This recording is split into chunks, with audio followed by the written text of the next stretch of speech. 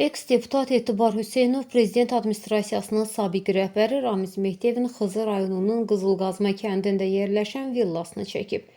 Hüseynov villanın kəndin girişində olduğunu diqqətə çatdırıb, qeyd edib ki, villa 2 mərtəbədən və köməkçi binadan ibarətdir.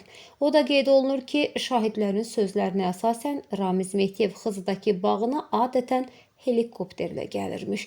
Villanın ətrafında isə bəzi sabiq və indiki nazirlərin mülkləri var. Mehdiyevin onlarla gizli toplantıları bu villada keçirdiyi iddia olunur. Mehdiyevin villası Qızılqazma kəndinin düz girəcəyindədir. 2 mərtəbəli villa gəzəmişdir. Göründə də köməkçi bir bina var. Hər tərəfdən dairəvi şəkildə 3 metrlik hasar alınır. Səhərdə hər hansı bir hərəkətli müşahidə olunmur. Biz indi ön tərəfdən girişdən içəri girməyə cəhd edəcəyik.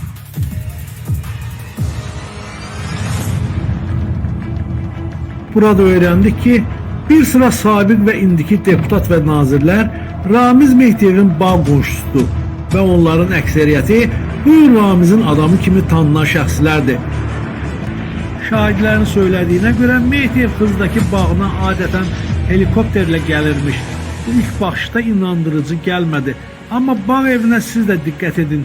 Gördüyünüz kimi kifayət qədər təmtəraqdan uzaq, sadə bir villa təəssüratı bağışlayır. Hətta adicə ağac, kol, çiçək belə əkilməyib.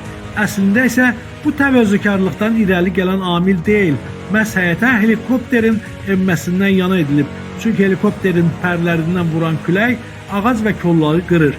Buna görə də ətrafda artıq heç nə qoyulmur. Axşam saatlarında bu bağ qonşuları Mehdiyevin başına toplaşırmış və məclislər məhz gecənin bir yarısına qədər davam edirmiş.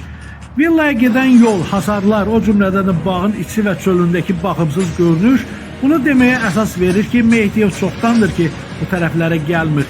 Hündürlüyü təxminən 5 metr olan Polad qapını isə nə qədər döysək də səsimizə çıxan olmadı.